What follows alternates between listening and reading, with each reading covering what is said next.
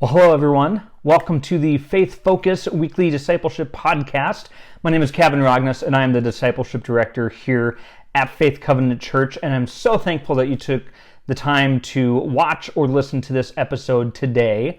I just want to remind you that you can subscribe to make sure that you never miss an episode. So whether you're on YouTube or Spotify or Apple Podcasts or Google or Amazon, you can subscribe to make sure that you're never missing an episode. You can also share the episode with your friends if you think it's something that is relevant and will be helpful for them. And as always, if you have any feedback for me, I'm always looking to improve my craft with this. And so if you have any comments, you can email me and talk to me about any stories that you want to share or any topics that you would like to discuss. So my email address is listed in the comments section. Please let me know what kind of content would be helpful for you. So tonight, I want to talk to you a little bit about running first. And before you get nervous, no, my purpose tonight is not to recruit you to run a marathon. I do that, but not tonight. But I am training to run a marathon, as many of you know, with Team World Vision to raise funds for clean water projects around the world with Team World Vision. It's an amazing cause. I've been part of it since 2014. And it's just a fantastic organization to be a part of. However, this year has been really challenging for me in terms of running because 2020 happened, there was a pandemic, and just because of uncertainty with where I was at in my life, and I had just graduated seminary, didn't know where I was going to be, so I didn't sign up to run much or do any races, and so I just kind of lost a lot of my running ability and my stamina, my endurance, and my speed. And so this year, as I've been getting back into a marathon, it's been a lot more challenging for me. In fact, I would say it's probably harder for me this year than it was for me back in 2014 when I ran my first marathon. So age is a real thing, people. I'm definitely learning that.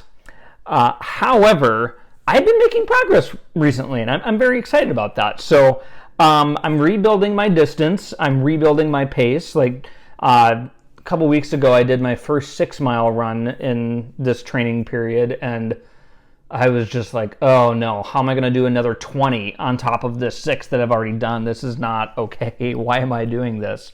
But it's getting better. And to show you that, I want to just talk about a few of my recent runs. So back on June 3rd, I did a 5-mile run, and I didn't walk at all. Like, I just ran the whole thing, not that I'm super fast or anything like that, but I just kind of made sure I was plugging away the whole time and got through 5 miles without having to stop and walk at all, which for me is a kind of a point of pride. Like, ooh, I didn't walk. I can tough it out. That's great. But so again, 5 miles, and I had a 10-minute and 8-second average pace. So on average, those 5 miles took me 10 minutes and 8 seconds to run. I also had an elevation gain of 95 feet, which means I had at least 95 feet of going uphill of elevation gain. So not terribly challenging for 5 miles, and I felt pretty good after that. The next week, on June 11th, I did a 5-mile run as well. And this one was a little bit slower. My average pace was 10 miles in 35 seconds. And part of that was I did end up having to walk some. I just wasn't having as great of a day. It might have been hotter or may not have been as well hydrated. It was a similar course, so I had 92 feet of elevation gain. But it was just a slower run. Well, then the week after that, on June 18th, I was running 6 miles, and I haven't run 6 miles all at once in a very long time, at least probably a year. And so I decided I needed to try something new.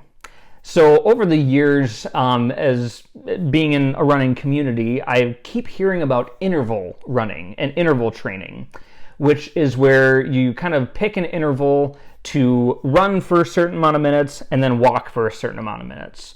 So I decided I needed to try that because I've heard wonderful things, because I've heard that intentionally building in walking into your run can be really helpful because it gives you time to rest, and it can actually, if you do it right, make you a faster runner because you're that active rest gives you the opportunity to be able to keep running faster when you are running. So, June 18th, about a week ago, I decided, okay, I'm going to try this, and I decided to do a 4-1 interval. So 4 minutes of running, 1 walk. 4 minutes of running, 1 walk, and just on and on like that throughout the 6 miles. And as I was doing this, I was like, wow, this is great. Intentionally building in this walking is helping me to run faster. And I had my earbuds in, and so as I was going, I was hearing that my average pace per mile was staying pretty consistent throughout the entire time. I wasn't slowing down as the run went on. So for that 6-mile run, doing a 4-1 interval, I had a pace of 10 minutes and 45 seconds, which was only 10 seconds slower than my previous week, even though I added a mile. I'd gone from 5 miles to 6 miles, and the course I ran last week for the first 6-miler had 151 feet elevation gain. That was another 60 feet more of elevation gain over the previous week. So I was really happy about that, and I was like, wow, this interval running thing is kind of great. I need to experiment with this and try this more. So that's what I did. Earlier today is June 26th, which the podcast is being released in a couple of days, but today I ran 6 miles again, and I did a different course, and today I decided to do a 3-1 interval. So 3 minutes running, 1 minute walking. 3 running, 1 walking. And so doing that, I also did a more difficult running course, a more difficult 6-mile course. It had 224 feet of elevation gain. That's an increase of like 70 more feet over the course I did last week. So it was a much, much harder course. However, I finished a lot faster. I had an average pace of 10 minutes, 18 seconds this week compared to last week's 10 minutes, 45 seconds. How was this possible? I was building in more walking, but I still ended up being faster. Well, what happened is, because I was taking shorter chunks of running and then walking, that kept me more well rested, so that when I was running, I was able to run faster. And because there were such short intervals in between the running and the walking, my walking also kind of stayed faster because it just helped me kind of stay at a simpler pace and a more consistent walk to enable a faster running. I was so encouraged by this because I was like, yes, I'm getting to a point where now, because I'm doing this interval running, I'm getting faster and it's easier to do longer distances, and I feel so much better. Last week after my 6-mile run, I was just kind of feeling terrible. My feet were aching afterwards. And today, after my run, I feel amazing because I had more rest during my run. It's amazing. So building in intentional rest is actually making me a better runner. So what's my point with all this? Is this just to brag? No. I'm not a super fast runner. I may be faster than some of you, but I'm certainly slower than some of you as well. But what I was really thinking about tonight as I was kind of experiencing this was how important rest is. We often forget about that because it seems counterintuitive in our culture to not or to take breaks. We're told to go, be productive, do things. You don't have time to rest. In order to achieve, you have to be constantly on the grind, on your hustle, go. But that is not at all the way that we are designed. We can't function like that. That's the perfect way to burn out. The perfect way to not excel at things when we don't have rest. We are designed by God to need rest. To show us that, I want to look quickly at Genesis chapter 2, verses 2 and 3. And at this point, God has been creating the heavens and the earth and people, all the things. And here's what it says. And on the seventh day, God finished the work God finished his work that he had done, and he rested on the seventh day from all his work that he had done. So God blessed the seventh day and made it holy, because on it God rested from all his work that he had done in creation. Now we have to think about that for a second, because God had just spent all of this time, 6 days of creation. We don't know if that's literal or metaphorical. Not the point. The point is that after all this time of creating everything, God chooses to rest. Our God is a resting God. Why? Does God need a break? Does an all-powerful God need to rest? Well, if he's all-powerful, no, right? An all-powerful God doesn't need rest. Instead, God is choosing to rest. He is choosing to set aside time to enjoy creation and enjoy the people that he has made, you and I. It wasn't an afterthought. It wasn't boredom. God is intentionally choosing rest. It is part of the way that we are made to live. It's time to enjoy the fruits of the labor, to enjoy creation, and for mankind to enjoy relationship with God. So God sets aside intentional time for rest, like I did in my run today. It's very deliberate. And God goes a step further and blesses this particular day. In the Bible, it's called the Sabbath, and it eventually makes its way into the Ten Commandments, and we'll get to that in a moment. But God is intentionally setting aside time for rest. God is saying, this is a priority. You need to do this. This is how you're supposed to function. If God is choosing to rest as an all-powerful God, what makes us think, as humans that are finite and not all-powerful, what makes us think that we can function without regular rest? We can't do it. That is not how we are designed to function. We are deliberately intended to rest.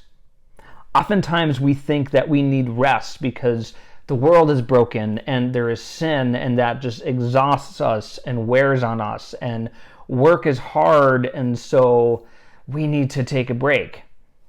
And those things are true, but in Genesis, we see rest happen before the fall, before sin comes into the picture. So even before all these things that make our life so hard, we are designed to rest, even before all that. Then when we add those challenges into our lives, we need rest even more. It is so crucial. It is essential that we are getting rest. And God intends this to be cyclical. In the Bible, it talks about rest happening on every Sabbath or 1 day a week. It's consistent, happening all the time, and it's a blessed day. We are designed to rest. Now, I mentioned a moment ago that it made its way into the Ten Commandments, and later in Exodus, after the Ten Commandments are given, we get a little bit more detail about how important the rest period is. So Exodus 20, verses 8 through 11 says this: "Remember the Sabbath day to keep it holy. 6 days you shall labor and do all your work, but the seventh day is a Sabbath to the Lord your God. On it you shall not do any work, you or your son or your daughter, your male servant or your female servant, or your livestock, or the sojourner who is within your gates. For in 6 days the Lord made the heaven, the earth, and the sea, and all that is in them, and rested on the seventh day. Therefore the Lord blessed the Sabbath and made it holy." So in a nutshell, this passage is God reminding us that rest is a command. It's not an optional thing that we should do if we have time. No. God is saying, rest. Do it. You need it. You cannot function without it. I'm saying this for your own good. I'm not saying this so that you are less productive. I'm saying this so that you are more productive. You cannot do this without taking a break. So as we dig a little deeper, God is instituting this Sabbath, this one consistent, intentional day, especially made for rest after 6 days of work. So God is calling us to imitate a pattern that He initiated. Again, our God is a resting God, and we are trying to emulate that and mimic that. We are created to live in God's image. And so when we fail to fully live up to that, things go wrong, right? Babies cry when they're tired, which never made sense to me for the longest time, because it's like, you're a baby, you can just take a nap whenever you want. But then one year I was extremely exhausted and I just started crying one day, and I was like, I understand babies now. We are not designed to function that way. We are designed and commanded to rest because we are made in the image of a resting God. I also need to point out that Jesus took resting really seriously. The Gospels are filled with instances where Jesus took time to rest and go away just to be with God. Rest is not only sleep, that's part of it, but sometimes rest is just reading a nice book, taking a nap, having a nice meal, just enjoying the sunshine, going on a walk, going on a run, whatever it may be for you. All of those things can be restful. But Jesus emulates that. Jesus gives us an example of what it means to rest. He gets away from the crowd to spend time with God. We also see examples where Jesus is in a boat during a huge storm that's like threatening to drown everybody. And what's Jesus doing? He's taking a nap. Jesus is literally taking a nap in a storm that is threatening the boat and threatening their lives. What an image of trust. Jesus is saying rest is so important that I'm going to trust God and take a nap in the middle of a storm. That's incredible. That's the example that we need to follow. Jesus took rest so seriously, and if we are followers of Jesus, we have to take rest seriously as well. So if you want to be like Jesus today, if you're wondering, what can I do to be like Jesus? Take a nap. It'll be great. Jesus does that. That's fine. Take a nap. I'm all for it. Naps are 100% biblical, in my opinion. So this helps me to understand how my running was made so much better by building in intentional rest.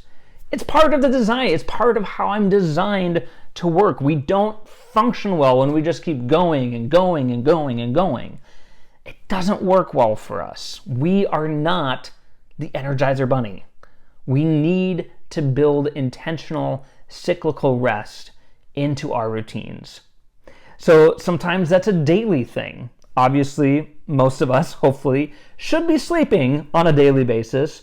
Now, I know some of you are parents to young children, and so that creates a lot of challenges for your sleep. I get that.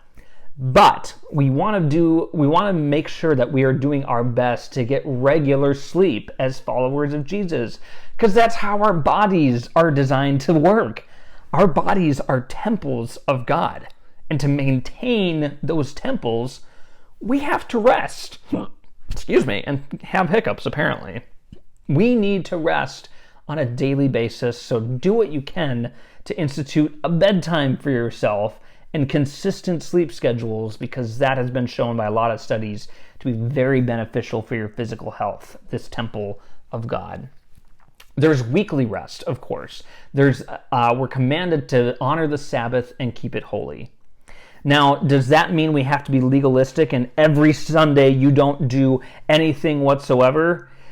It doesn't have to be Sunday. In fact, I often take my days of rest on Saturday and Monday because I work at a church, so Sunday is kind of a work day. And I know that other pastors in our church and around the country take various days off of the week as their regular Sabbath day. Now, it's easy for me to have that routine of a day of no work because I'm single, I live alone, I don't have children, so it's really easy for me to consistently say, yes, I'm not going to do anything work-related, and I'm just going to have a day where I just enjoy creation, read a good book, take a nap, watch a movie, and just relax. Spend time with friends, with family, any of those kinds of things. I recognize that for a lot of you, you have families with kids that are on the go and all of those kinds of things. It gets challenging, no doubt. But again, if we're following Jesus, Jesus sets an example of rest. And if you're a parent, that's an amazing example of discipleship that you can do with your children. You can show your children it is important for us to take a day off in the week. That means you spend the day doing fun things, like maybe you go have a picnic or go to an amusement park. I don't know. Whatever that looks like for your family, think about what that can be. Think about how important it is for your kids to see that weekly rest and daily rest is very important. Such a great example to set for people. This may mean you have to say no to some things, but that's what it is to be a follower of Jesus. We say no to things that the world is pressuring us into. So we have to make sure that we say yes to rest. You also want to consider rest on a larger scale too. Like, what am I doing on a monthly basis to maybe take a little bit of a bigger break? Or on a quarterly basis, like maybe every couple of months you maybe just have one day of a getaway where you just leave your kids with your spouse, or you get out of town and just go to bed and breakfast for a day or something like that. Or even on an annual basis. I know times are challenging financially, but is there a way that you can get away and maybe spend a week away from your normal life? And maybe that's even just a staycation where you turn off all your devices and you just go explore the local parks.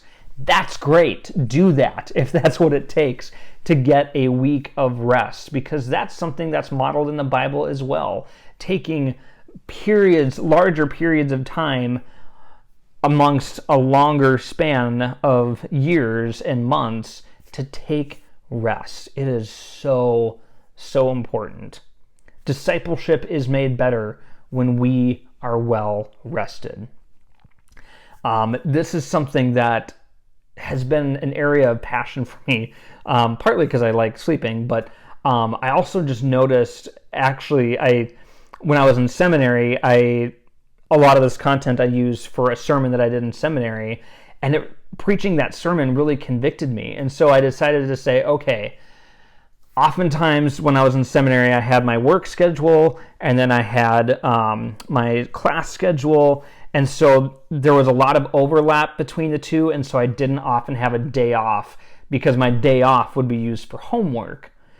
And so after I preached the sermon, I realized, okay, I need to really give myself a day of rest because I got to practice what I literally just preached. And so I decided that even though I had a day off work, that's usually a good homework day, I decided in kind of a step of faith that I needed to not do homework that day and just do my homework on the other days so that I had one day where I could just rest and just de-stress a little bit. And that was so good for me. It maybe made some of the other days a little bit challenging because I was resting and doing homework. But I felt so much more energized to go throughout my week. And I just felt at such greater peace. So, with all that said, I want to encourage you to rest. I hope you understand how important it is because we are designed for regular rest. It's part of who we're supposed to be. It's part of what we're trying to reflect as image bearers of a resting God. So I don't know what that looks like for you, and maybe you don't know. Maybe it's time for you to find out what better patterns of rest look like for you. Find what's restful. Maybe that's playing the piano for 20 minutes a day, or listening to worship music, or classical music, or heavy metal. If that's your thing, great. Whatever it is, find what gives you rest and build that into your day, into your week, into your month, into your year. It's so important. So, I hope you have a wonderful day. I hope after you listen to this or watch this that you go to bed or take a nap. Whatever works for you. Thank you so much for watching and listening, and I hope you have a wonderful and blessed day.